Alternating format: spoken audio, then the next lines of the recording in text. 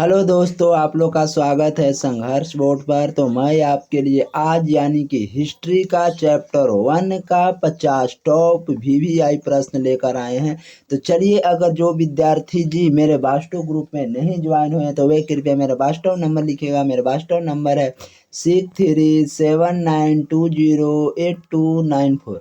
ये मेरा WhatsApp number है। अगर इस पर कहिएगा कि सर मेरे वाट्सएप ग्रुप में जोड़ दीजिए और मेरा पीडीएफ है ऑल जो भेज दीजिए, तो आपको पीडीएफ यानी कि ऑल भेज दिया जाएगा। तो चलिए सभी विद्यार्थी जी, आप लोग क्या कीजिए कि यानी कि इस वीडियो को देख रहे हैं तो अंत तक देखिएगा, ताकि किसी भी प्रकार का यूरोप में राष्ट्रवाद से रिलेटेड कोई भी प्रश्न न छूटे बोर्ड 2027 के लिए। तो चलिए चलते हैं। सबसे पहले फर्स्ट नंबर सवाल कि फ्रांस की क्रांति का प्रमुख कारण क्या है, यानी कि फ्रांस की क्रांति है वह प्रमुख कारण क्या है। तो देखिएगा सभी विद्यार्थी जी अपने अपने निरकुंस शासक हो जाएगा, यानी कि निरकुंस शासक का ही फ्रांस की क्रांति का प्रमुख कारण है, यानी कि बी बिल्कुल राइट आंसर होगा। फर्स्ट नंबर सवाल का बिल्कुल राइट आंसर बी होगा। चलिए अब चलते हैं दूसरा नंबर क्या कर रहा है कि फ्रांस में किस शासक वंश की स्थापना वियना कांग्रेस के द्वारा की गई थी, यानी कि फ्रांस में किस शासक वंश की स्थापना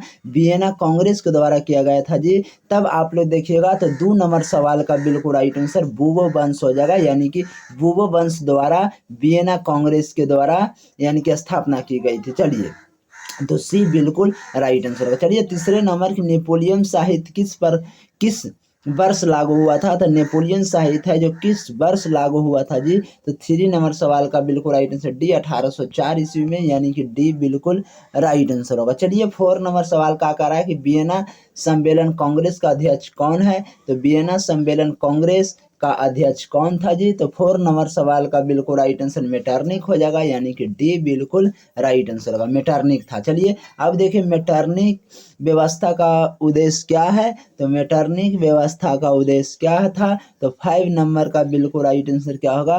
तो देखिए यानी कि ये था जो गणतंत्र की स्थापना करना था, यानी कि गणतंत्र को स्थापना करना था, यानी कि मेटरनिक व्यवस्था का उद्देश्य यही था। चलिए छठा नंबर की मेटरनिक कौन है। तो मेटरनिक कौन है जी। तो फ्रांस कौन, देखिए मेटरनिक आप लोग देखिएगा तो मेटरनिक यानी कि ऑस्ट्रेलिया का चांसलर है, फ्रांस का सम्राट नहीं है, ऑस्ट्रेलिया का। रूस का जार क्या कहा जाता है जी। तो आप लोग बताइएगा रूस का जार का क्या कहा जाता है, रूस में जार को क्या कहा जाता है। तो ये भी आप लोग कमेंट दीजिएगा। चलिए 7वां नंबर की किसने कहा था कि फ्रांस जब यानी कि छिकता है तो बाकी यूरोप को सर्दी जुकाम हो जाती है। तो किसने कहा था। तो 7 नंबर सवाल का बिल्कुल राइट आंसर मेटरनिक, यानी कि सी बिल्कुल राइट आंसर मेटरनिक ने कहा था। चलिए नेपोलियन कोर्ट में कुल कितने कोड है। तो नेपोलियन यानी कि कोड में कुल कितने कोड थे जी। तो यानी कि कितने कोड थे तो देखिएगा तो यानी कि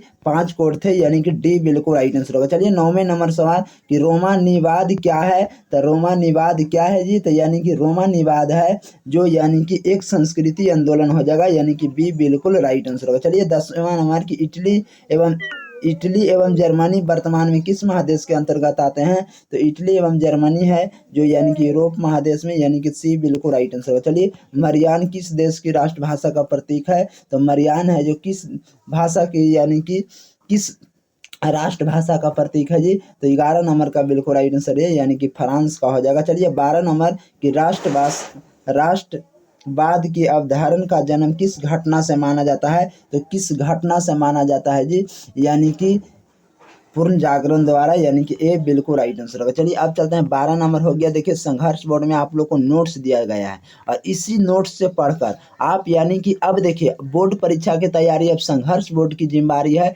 यानी कि बोर्ड परीक्षा की तैयारी अब संघर्ष बोर्ड पर जिम्मेदारी छोड़िए, ताकि आप लोग समय के अनुसार आप लोग नोट्स लीजिए और याद कर कर आप लोग 2027 बोर्ड में अब की बार यानी कि 480 पार कीजिए, तब आप लोग को देखते हैं पावर। चलिए अब चलते हैं 13 नंबर सवाल। 13 नंबर सवाल देखिएगा, 13 नंबर सवाल देखिएगा, यानी पूछ रहा है कह रहा है कि वियना कांग्रेस कब हुआ है। तो वियना कांग्रेस कब हुआ था जी। तो 13 नंबर सवाल का बिल्कुल राइट आंसर है 1815, यानी कि ए बिल्कुल राइट आंसर। चलिए 1830 की क्रांति के बाद फ्रांस में किस प्रकार का शासक स्थापित हुआ था। तो 1830 के क्रांति के बाद किस प्रकार का शासक स्थापित हुआ था जी। तो यानी कि संविधानिक राजतंत्र हो जाएगा, यानी कि बी बिल्कुल राइट आंसर। चलिए, एक्ट ऑफ यूनियन किस वर्ष पारित हुआ था? तो एक्ट ऑफ यूनियन किस वर्ष पारित हुआ जी? तो एक्ट ऑफ यूनियन यानी कि 1707 ईस्वी में पारित हुआ था, यानी कि बी बिल्कुल राइट आंसर होगा। चलिए, 1816 नंबर की यंग यूरोप का संस्थापना कौन है?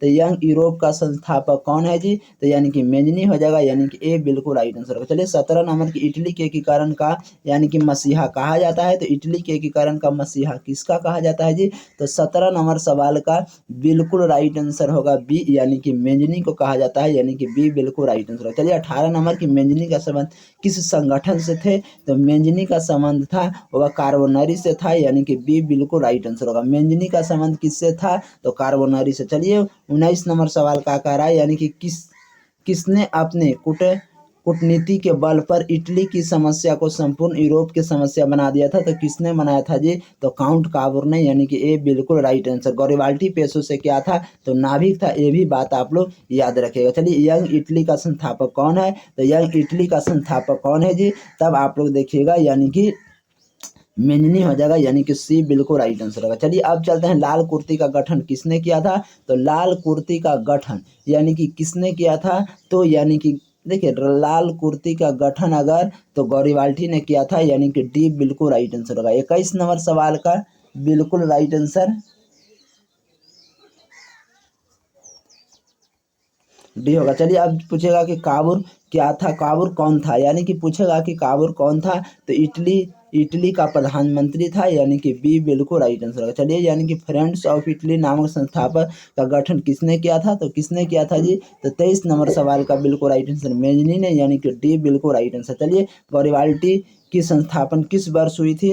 तो गैरिबाल्डी की संस्थापक है जो किस वर्ष हुई थी? तो 1810 ईस्वी में हुआ था, यानी कि ये बिल्कुल राइट आंसर होगा। गैरिबाल्डी पेशों से क्या है? तो ये प्रश्न आप लोग को बताया गया था, तो गैरिबाल्डी पेशों से नाभिक हो जाएगा, यानी कि डी बिल्कुल राइट आंसर होगा। चलिए, अब चलते हैं 26 नंबर सवाल पर।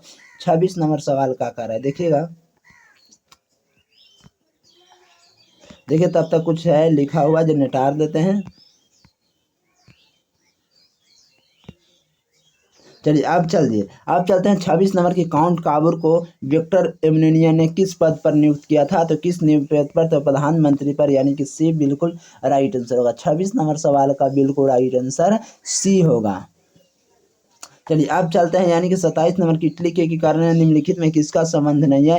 तो इटली के एकीकरण में किसका संबंध नहीं है जी? तो 27 नंबर सवाल का बिल्कुल राइट आंसर बिस्मार्क का संबंध नहीं हो जाएगा, यानी कि ए बिल्कुल राइट आंसर होगा। चलिए, 28 नंबर सवाल देखिएगा। 28 नंबर की विलियम प्रथम कहाँ का शासक था? तो विलियम प्रथम था जो कहाँ का? तो प्रसा का शासक था, यानी कि बी बिल्कुल राइट आंसर होगा। चलिए, अब चलते हैं 29 नंबर सवाल कि जलवेराइन की स्थापना किस राज्य ने किया था? तो जलवेराइन का संस्थापक किस राज्य ने किया था? तो प्रसा ने किया था, यानी कि ए बिल्कुल राइट आंसर होगा। चलिए, सीडन का युद्ध किसके बीच हुआ था? यानी कि सीडन का युद्ध है वह किसके बीच हुआ था? सीडन का युद्ध है जो किसके बीच हुआ था जी? तो अब देखिए, सीडन का युद्ध है जो, यानी कि किसके बीच हुआ था? तो प्रसा और फ्रांस के बीच हुआ था, यानी कि सी बिल्कुल राइट आंसर होगा। चलिए, 31 नंबर की बिस्मार्क किस विद्वान की विचारधारा से प्रभावित है? तो किसकी विचारा पर बिस्मार्क किस विद्वान की विचारधारा से प्रभावित है? ये तब आप लोग बताइएगा। तो 31 नंबर सवाल का बिल्कुल राइट आंसर हीगेल हो जाएगा, यानी कि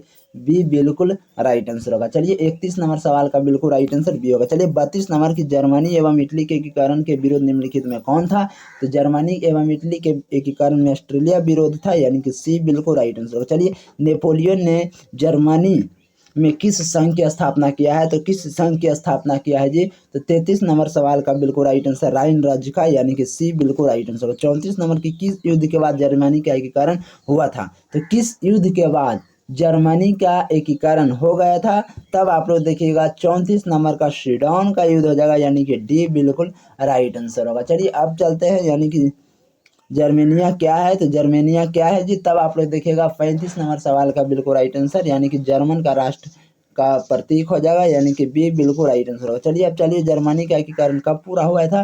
तो जर्मनी का एकीकरण है जो कब पूरा हुआ था? 36 नंबर सवाल का बिल्कुल राइट आंसर सी होगा, 1871 ईस्वी में। चलिए, जर्मनी एक संस्था क्या है? तो जर्मनी एक संस्था है, तो जर्मनी क्या है जी, तो एक व्यापारियों की है, यानी कि बी बिल्कुल राइट आंसर होगा। चलिए, सेडाओ के युद्ध में किसकी पराजय हुई थी, तो सेडाओ के युद्ध में किसकी पराजय हुई थी जी, तो 38 नंबर सवाल का बिल्कुल राइट आंसर ऑस्ट्रेलिया हो जाएगा, यानी कि ए बिल्कुल राइट आंसर होगा। चलिए अब चलते हैं 39 नंबर की बिस्मार्क क्या है, तो बिस्मार्क क्या है जी, तो एक यानी कि कूटनीतिज्ञ है, यानी कि डी बिल्कुल राइट आंसर। चलिए अब हिगेल कौन थे, तो हिगेल कौन थे जी, तो देखिए इजी इजी सवाल है, यानी कि दार्शनिक हो जाएगा, यानी कि सी बिल्कुल राइट आंसर होगा। सन 1870 ईस्वी में फ्रांस और प्रसा के बीच युद्ध कहाँ हुआ था, तो सन 1871 यानी 70 ईस्वी में फ्रांस और प्रसा के बीच युद्ध कहाँ हुआ था जी, तो 41 नंबर सवाल का बिल्कुल राइट आंसर क्या होगा, देखिए 41 नंबर सवाल का बिल्कुल राइट आंसर है, यानी कि सेडाउन का ए बिल्कुल राइट आंसर है। चलिए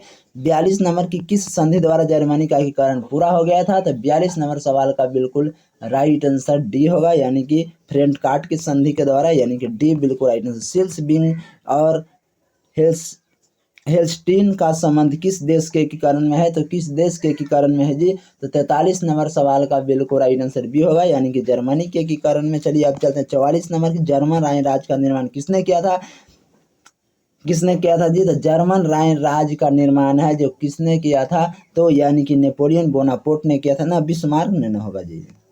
देखिए जर्मनी राय राज्य का निर्माण 44 नंबर का बिल्कुल राइट आंसर होगा, यानी कि नेपोलियन बोनापार्ट ने ही कराया था। चलिए अब चलते हैं रक्त एवं लौह का नीति अवलंबन किसने किया था, तो रक्त एवं लौह का नीति इमेजनी हिटलर बिस्मार्क विलियन। तो 45 नंबर सवाल का बिल्कुल राइट आंसर यानी कि सी होगा, बिस्मार्क, यानी कि सी बिल्कुल राइट आंसर। फ्रैंक-कार्ट की संधि कब हुआ था, तो फ्रैंक-कार्ट की संधि 1871 ईस्वी में हुआ था, यानी कि डी बिल्कुल राइट आंसर। सेडाउन का युद्ध कब हुआ था, तो सेडाउन का युद्ध है जो कब हुआ था जी, तो 47 नंबर सवाल का 1870, यानी कि बी बिल्कुल राइट आंसर। 48 नंबर कि जर्मनी के एकीकरण का प्रमुख वस्तुकार कौन थे, तब जर्मनी के एकीकरण का प्रमुख यानी कि वस्तुकार कौन है जी, तो 48 नंबर सवाल का बिस्मार्क, यानी कि डी बिल्कुल राइट आंसर होगा, डी बिल्कुल राइट आंसर होगा। चलिए अब चलते हैं 49 नंबर, 50 यानी कि 55 है जी, 50 नहीं है 55 टॉप भी आई है। चलिए 49 नंबर के 1871 में कौन सी संधि हुई थी, तो 1871 में कौन सी संधि हुई थी, तो फ्रैंक-कार्ट की संधि हुई थी यार, यानी कि इसको पूछेगा अब घुमा के भी कि फ्रैंक-कार्ट की संधि कब हुई थी, तो 1871 ईस्वी में, ये भी बात आप लोग ध्यान रखें। चलिए 50 नंबर की जर्मनी के एकीकरण के लिए कौन उत्तरदायी था, तो जर्मनी के एकीकरण के लिए कौन उत्तरदायी थे जी, तो यानी कि बिस्मार्क उत्तरदायी थे, यानी कि बी बिल्कुल राइट आंसर। यूरोप का मरीज किसे कहा जाता है, तो यूरोप का मरीज है जो तुर्की को कहा जाता है, यानी कि ए बिल्कुल राइट आंसर। चलिए यूरोपियन के लिए किस देश का साहित्य एवं ज्ञान विज्ञान प्रेरणा का स्रोत करता है, तो किसके लिए जी, तो 52 नंबर सवाल का बिल्कुल राइट आंसर बी, यानी कि यूनान हो जाएगा। चलिए 53 नंबर की यूनानी के स्वतंत्र संग्राम में किसकी पराजय हुई थी, तो किसकी पराजय हुई थी जी, तो तुर्की की हुई थी, यानी कि बी बिल्कुल राइट आंसर होगा। चलिए 54 नंबर के 1829 ईस्वी में एड्रियानोपोल की संधि किस देश के साथ हुई थी, तो किस देश के साथ हुई थी जी, तो यानी कि रूस के साथ, यानी कि ए बिल्कुल राइट आंसर को। 55 नंबर की यूरोपियन संहिता का पालन किस देश को कहा जाता है, तो यूरोपियन संहिता का पालन है जो किस देश को कहा जाता है जी, तो यूनान को कहा जाता है, यानी कि डी बिल्कुल राइट आंसर होगा। चलिए 55 नंबर यानी कि 58 प्रश्न है जी, हंगरी की भाषा क्या थी, तो हंगरी की भाषा क्या थी जी, तो हंगरी की भाषा बी थी, यानी कि मंग्यार, यानी कि बी बिल्कुल राइट आंसर होगा। चलिए अब चलते हैं यूरोपियन राष्ट्रवाद से प्रभावित होकर किस भारतीय शासक ने यानी कि जैकोबिन क्लब की स्थापना की थी, तो कब की थी, तो 57 का, यानी कि टीपू सुल्तान ने, यानी कि बी बिल्कुल राइट आंसर होगा। चलिए लास्ट क्वेश्चन है 58 नंबर की, 19वीं शताब्दी में यूरोप में राष्ट्रवाद के विकास का क्या परिणाम हुआ, तो क्या परिणाम हुआ जी, तो देखिए राष्ट्रीय राज्यों की स्थापना, यानी कि डी बिल्कुल राइट आंसर होगा। चलिए अगर आप लोग को इसका नोट्स चाहिए बिल्कुल फ्री में, देखिए आप लोग को कैसा आप लोग को डिजाइन करा गया है, अगर आप लोग को बिल्कुल फ्री में चाहिए तो अभी आप लोग यानी कि इस वीडियो को ज़्यादा से ज़्यादा शेयर कीजिए, ताकि जो भी विद्यार्थी का 2027 बोर्ड एग्जाम 2027 का बोर्ड तैयारी करना है, ताकि वह बेहतर से बेहतर नंबर ला सके। तो मेरा वाट्सएप नंबर है, देखिए मैं बड़ा में लिख देता हूँ, मेरा वाट्सएप नंबर है, देखिए नहीं लॉक रहा है जी, अच्छा ऊपरे लॉक है, देखिए इसमें लिख देते हैं कि मेरा वाट्सएप नंबर है 6379208294। ये मेरा वास्तव नंबर है, ये मेरा वास्तव नंबर है। अगर इस पर हाई कर कर आप लोग को भेज दीजिएगा तो वास्तव ग्रुप में जोड़ दिया जाएगा। तो इस नोट्स को लेने के लिए संपर्क कीजिए, बिल्कुल फ्री चार्ज रखा हूँ। तब तक आप लोग वीडियो को अधिक से अधिक दोस्तों के साथ शेयर कीजिए और वीडियो को लाइक कीजिए। चलिए चलते हैं next live session next video में। तो आज का वीडियो यहीं पर समाप्त करते हैं।